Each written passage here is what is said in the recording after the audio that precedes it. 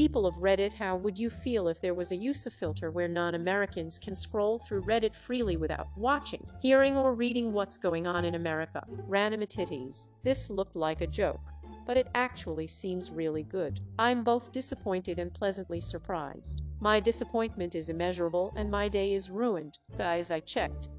It is so. This is super useful. Not exactly easy to find. Have given it a sub. Wasn't this exact question asked very recently?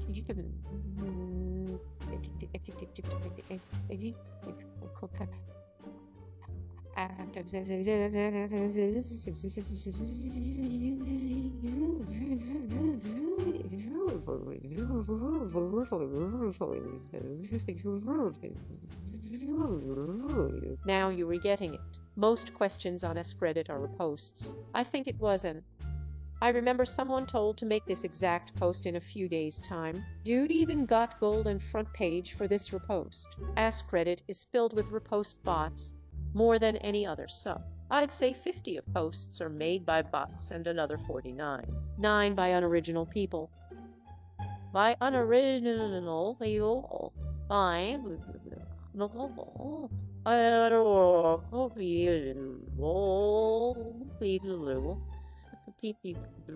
I just saw someone complaining about these questions too. It is not really a question. It is just pandering for karma. How would you feel about Reddit having a good search bar? Or how would you feel about Reddit having a button to scroll back to the top?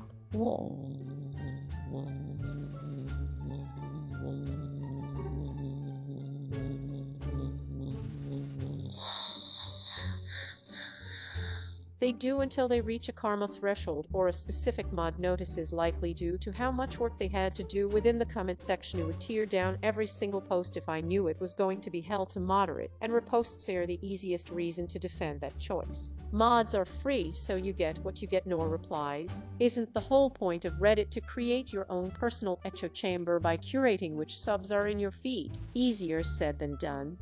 Want memes? Join one of the meme subreddits. No memes about politics, or just no memes about a certain subject. I wouldn't know a good one for that. I mostly use it to look at funny animals, secondary uses ideas, and for that I deliberately avoid echo chambers or break any accidental ones. Yeah, but that's hard when America is being so loud. They break in through the walls of the echo chamber. I just saw a meme about Trump on her Bloodborne. So it is not that simple. I mean, even her comics has political shit pop up every now and then, and I got banned for saying I wish that some subs were safe from the endless stream of American politics. Damn, that's crazy. Are you telling me there's some kind of tab or page that shows me all the subreddits to follow? Get out of here. Continue this thread. More replies. How do you feel about insert agreeable feature? Fellow Redditors, how would you feel about every human alive getting $10,000 and a machine that dispenses blowjobs, sexual favors, and cotton candy? Edit. Now the machine also caters to women, so kindly get the fuck off my back. Welcome to Circlejerk Ma. Am I the only one around here who likes to breathe the air? Deleted. How do you feel about insert agreeable feature that you saw on the front page a week ago? Legit. Mods, please fucking do something about this bullshit. Make a rule or something against this shit. And how many times is this going to be reposted this week? Jesus Christ. Also, these how would you feel about posts? Can Americans get access to the filter too? It is like going between my home and popular tabs. One's great, the other politics. Sure, it is a Reddit filter after all. While I was thinking the exact same thing, there's irony in the fact that this thread asking for a use of filter has a top comment about what Americans want. I'd settle for being able to block certain subreddits from ever showing up in my feed. Ignorance is bliss. Continue this thread. More replies. I feel like I've seen this just on another sub. It was on Unpopular Opinion 1 week ago and got to the front page. It was probably on this very same sub, but America bad give up votes. It already exists. Friend. It is called Reddit Enhancement Suite, and you can set up as many keyword filters as your heart desires. Those filters can be subreddit specific or global in nature. Not only that, you can ignore certain users and you can block posts from a given domain. I can't imagine using Reddit without it. Most America-specific posts don't include any America-specific keywords that you could use to filter, though. Us Redditors are in the privileged position of assuming their audience is American and their us-specific references advocacies are going to be relevant to their readers without any preface or introduction. They talk like everyone else is American, essentially. Everyone else quickly learns to preface within the uck. Here in Canada it's you my friend are a hero. Thank you. Could anyone here post a long list of words to filter? Bacon Reader also allows filtering for people browsing on phones. Oh really? That sounds amazing. Is it something I have to install, or is it already part of Reddit's system? Is there a way to filter posts made by Americans also, even if it just means they make? Or even a way to filter out references American movies? Great. But also a purge of questions in this shit how would you feel format. It is a total bullshit way of circumventing the open-ended question rule while posting what is effectively a yes-no question. People of Reddit, how would you feel if we purged how would you feel questions? Incoming edit. Oak, I was late. Out banning. I wish there was a fucking repost filter. Fuck a Reddit. If there was a repost filter, then Reddit will have no content like 90% of the time. Ops next post. How would you feel about a Reddit feature that allows you to filter reposts? This post is a repost. This place is so weird about reposts. Not everyone spends every waking hour on Reddit and may not have seen funny memes and shit. Nor replies, Mom says I get to post this tomorrow edit. Fuck. Post a how would you feel about how would you feel thread. People of Reddit, how would you feel if there was my opinion but as if it's a question filter where users seeking interesting discussions can scroll through askreddit without seeing dull shit like this. After almost 9 years here, it's how it always was, and always will be. Ye couldn't agree more. Also, why the fuck are people surprised an American website, with mostly American users, talks about American news a lot? Nor replies, gotta love low-effort posts. I hate how this stupid question got 103 upvotes. Haha, America bad. Depends on what subs you've joined. When I scroll through my feed it is mostly Dutch-related news because that is where I live. Edit. After reading most of the comments I realized that the op is absolutely right. Many people are complaining about us-related news in their own country subs. That us-related content filter has to become a thing indeed. Something like a checkbox when you create a post in a non-American sub. Americanism has become a virus lately. America is not the world. The world is the world, though it is also the behavior of many non-Americans that have been sucked up by all the American news around them, so much that they are now living in it. It reminds me of a friend of mine. With him it is only about Trump did this and Trump did that, but also things like in America this and in America that. It goes on forever. Are you also like that? Well then, please stop, so we can make the rest of the world great again. It's a bit harder for those of us in the English-speaking world. I'm subbed to the Netherlands, but dear God, Dutch news is boring, and I say that as a Dutch person. Following Dutch news when there's world news to be had is like local politics kind of stuff.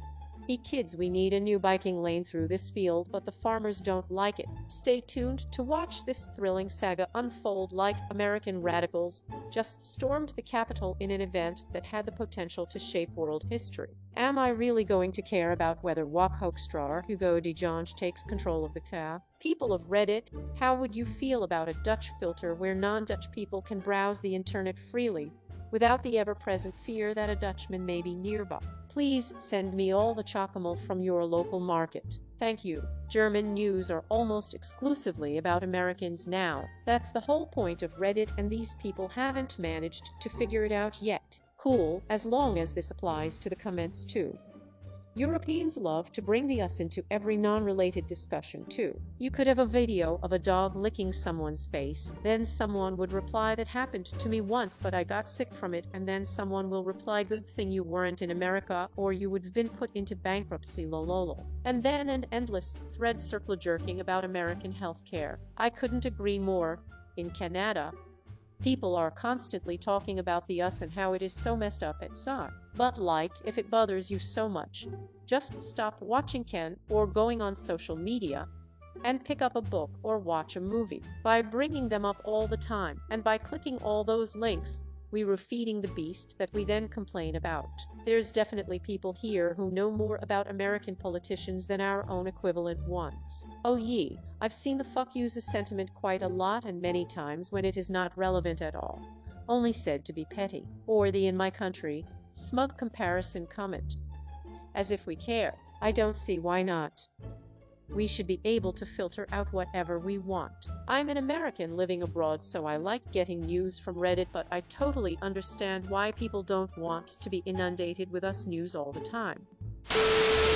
What are subtle red flags at a job interview that say working here would suck? Well, the overtime isn't mandatory, but most folks stick around after hours most days. Spoilers.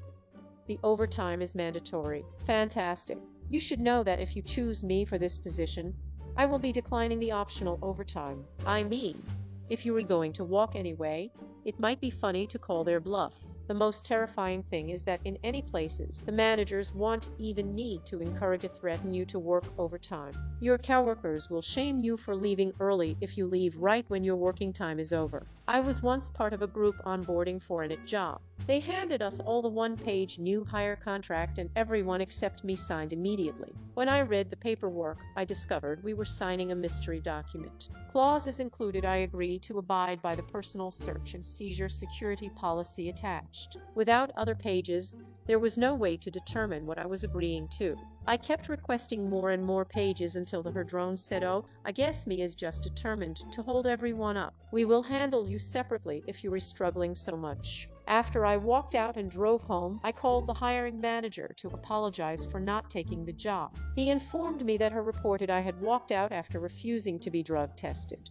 I was asked to sign a contract that gave the employer full access to my medical records. It was supposedly for drug testing, but worded badly. I signed every other page and got the job. Would have been very interesting if they felt like drug testing me, and they weren't able to. Will handle you separately. Software developer here.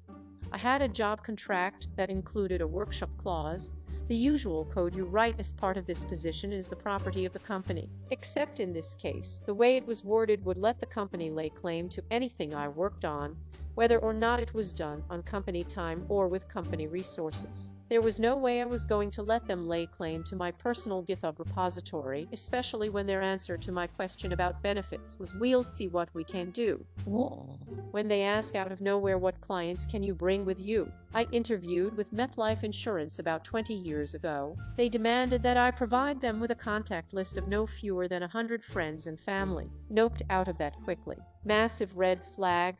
Usually signs of a mom. Last job I worked, everyone here is new, but it is totally because of COVID. The boss doesn't like people going out to get lunch because they're afraid you'll never come back.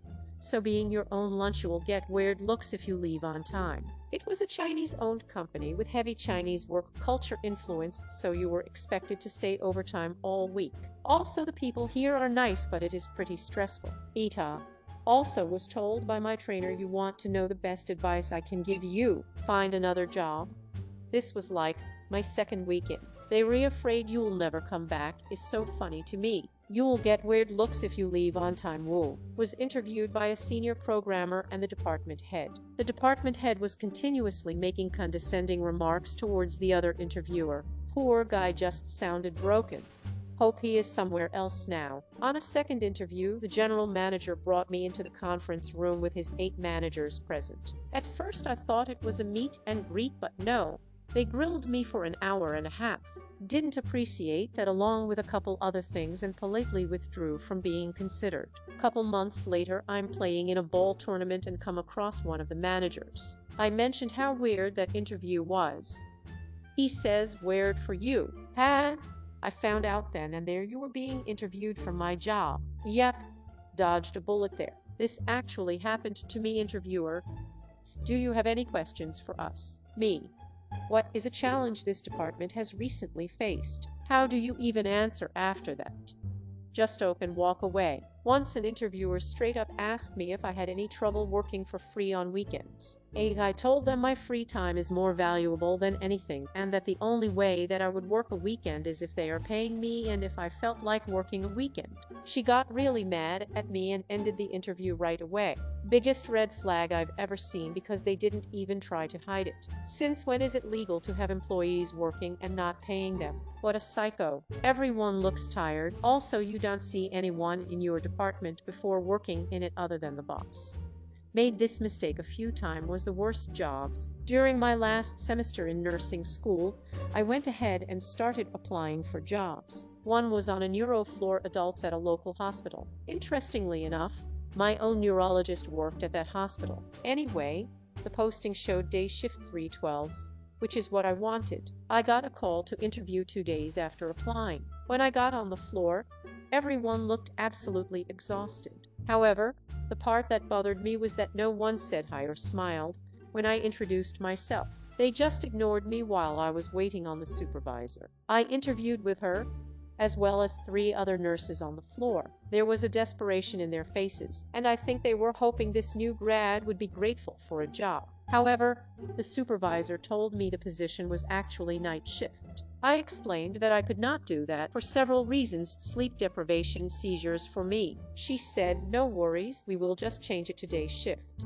You can go ahead and start after graduation." Even before I took NCLEX. Suspicious. I got a call the next day with an offer. I actually did accept though, but I ended up changing my mind. The day before graduation, another job on another neuro floor, different hospital, was offered to me. More money and a sign-on bonus. I didn't know it at the time, but "you will be wearing many hats" was a sign that they were going to give me the work of 4 positions and the wage of 1. I didn't last a year there before I left, and now I won't even finish reading job ads that include that line. That's a non-profit motto if I ever heard one. If you are unsure what direction you want to take your career, many hats jobs do help you figure it out.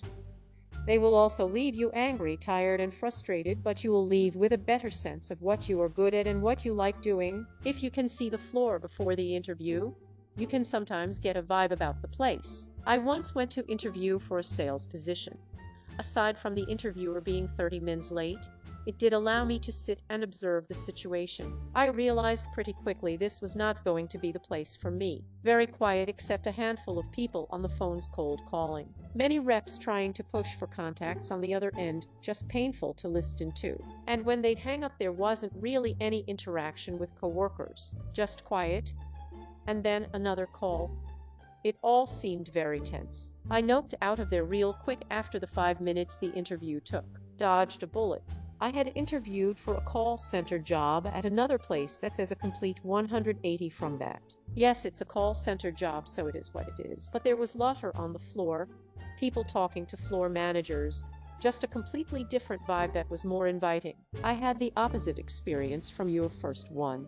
Interviewed for a call center, thinking I'd probably either just not take it at all because I imagined it would be really draining, or just do it for a couple of weeks until I found something better. But then decided to stay because everyone seemed really nice and chill about the whole deal. Still working there, and probably gonna stay until I'm done with unit. You are required to wear clothing that has the company logo. You must purchase it yourself from the company. This is illegal in most US states.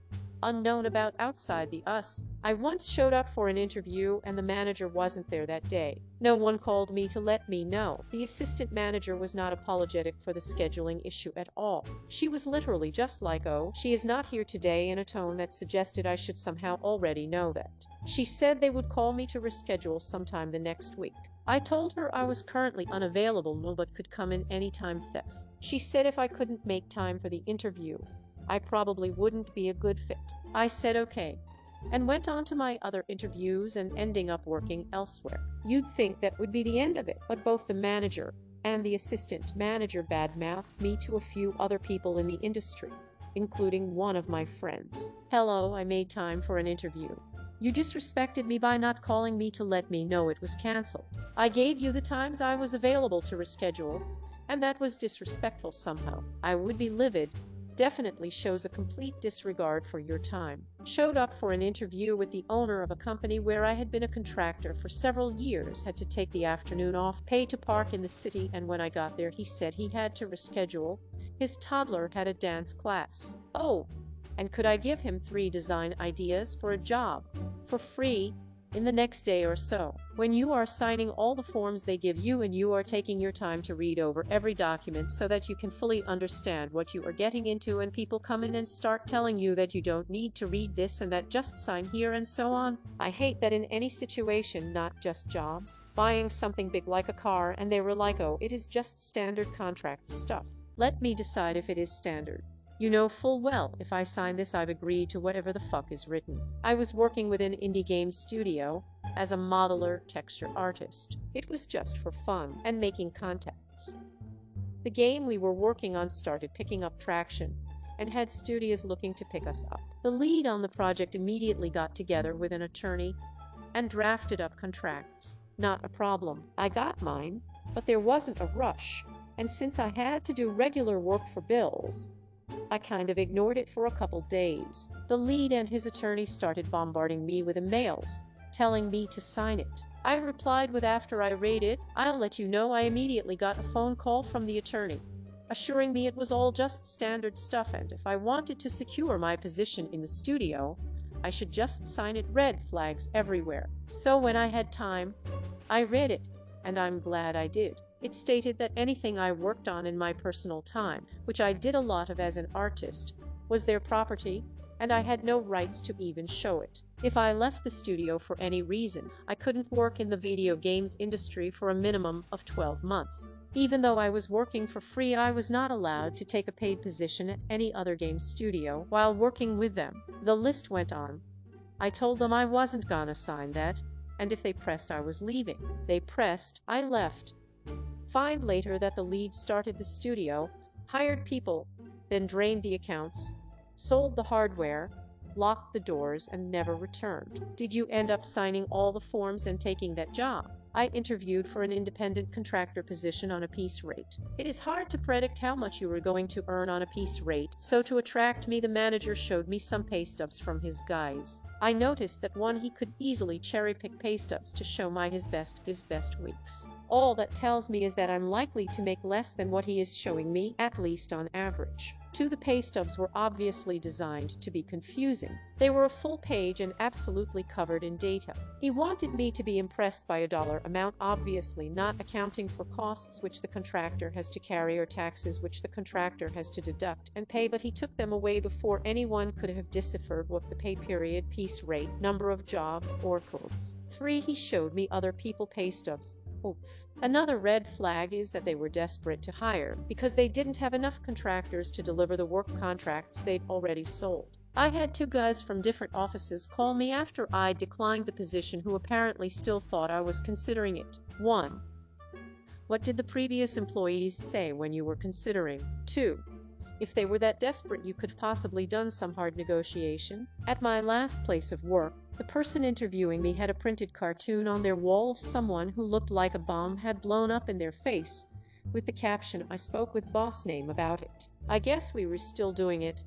That wasn't subtle at all, but I ignored it. The boss was an absolute tyrant who wouldn't listen to her staff, consider changing her mind about anything, or let people do the work they were best suited to do. She wouldn't show up for weeks at a time. The job itself was decent, but she was the worst boss I've ever had. There's a good saying, people often don't quit jobs, they quit managers. I just quit a horrific boss that has a nameplate that says Boss Lady proudly on her desk and mentioned her title of C constantly. Jobs where the expectations of the position aren't clear. The person hiring you should be able to give a clear idea of your responsibilities or day-to-day in a practical way. It shows that the company understands what it wants out of the position. I've worked a couple positions that had a really hard time figuring out who was supposed to do what, that lead to a lot of confusion, and both of them had this in the interviews. In the who is it to real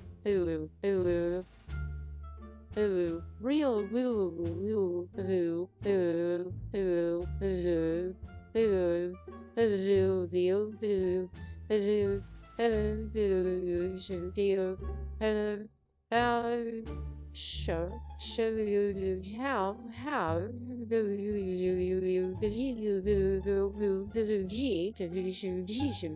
the company you were working for can't define what success in that position looks like, you won't be able to either. I was interviewed for a job like this. When I walked into the interview, it was made clear that the job was being offered and was mine if I wanted it, on my credentials alone. It was a library supervisor job at a rare items and fine arts library. An hour into the interview, despite asking several times, they couldn't tell me what I would be doing. Slowly, it came out that there were frequent fights in the library I would need to break up, student mental breakdowns I would somehow have to handle as a mental health professional. The kicker was that the library held a lot of fine art, and I would need to stop people from, literally, stealing the Warhols. They wanted a librarian who I guess was somehow Batman. I got an email that the position was dissolved 6 months later. I was once told sometimes the hourly workers go on strike and they lock us in to keep the production line running, but management brings us steaks, and we have an informal agreement with the unions so you can cross the picket lines once a week to visit your wife.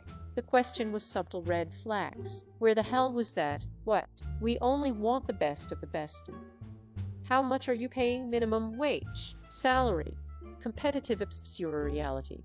Minimum wage. This actually happened with me, but at a professional scale. At the time, I was unhappy with my current job because I was underpaid and constantly having to work extra to make up for the incompetence of someone who made significantly more than I did. This company was trying to recruit me, and their pitch was that they didn't hire employees who didn't pull their own weight. They pushed this message really hard in each interview. When it came time for salary negotiations, they got exasperated and made it clear they thought I was overpaid. They were hoping to pay a salary that'd be an insult to anyone talented. Maybe not this blatant, but this is a real thing. If they offer you a starting salary you can't live on, it is a shit job that'll crush your soul. I know that's most jobs today, but that's our current reality. Ground floor workers have never made so little in comparison to corporate officers in American history as they do today. That isn't because corporate officers are generating such wealth that they can afford to pay workers well and reap in unprecedented profits. It is because they've methodically structured worker compensation to diminish. Why do you think minimum wage is so cantankerous a subject? If they have to pay unskilled workers a fair wage for their labor, the rest of us will start to see that our wages don't match either, because the price of certain offshore able goods will rise to compensate.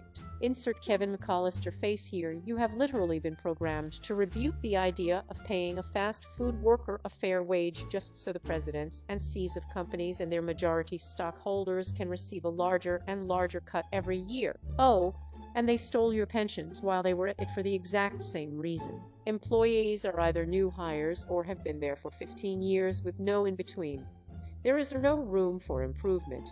It is better to leave for advancement. There are 1 or 2 exceptions to this. I've been at companies where you have the 20-year veterans who love what they do and refuse to move up, so you have a young crowd before they move up and an old grizzled veteran crowd. I'd add an exception with government jobs. Some people take them to get their feet wet before jumping to the private sector after a couple years. Others are lifers. I came in for a job interview at 7:30 p.m. The entire staff was still in the office. Should have known right then that 9 to 5 was not ever going to happen. One day I worked until 2:30 a.m. to finish up a big project, and my boss said to me I could come in an hour later the next morning. Gee, thanks bro. With my public transport travel time, that gives me a solid 2 hours of sleep instead of just the 1. I had to work till 6 a.m. into the next day and slept until 11 a.m. and then logged in as soon as I could, and my senior still had the audacity to ask me why I logged in so late. She knew I logged out at 6 a.m. because I sent an email with an update. These guys do not care about your health. I don't regret for a minute about leaving that job. I've come in at 4 in the morning to find people still in the office from the day before. No matter how much money is offered, I categorically tell recruiters to go fuck themselves when they send me never-ending amazing opportunities. I will never go back to that life. Whoa, fuck that place. Like and subscribe for more Reddit content. Watch the next video at the top of your screen.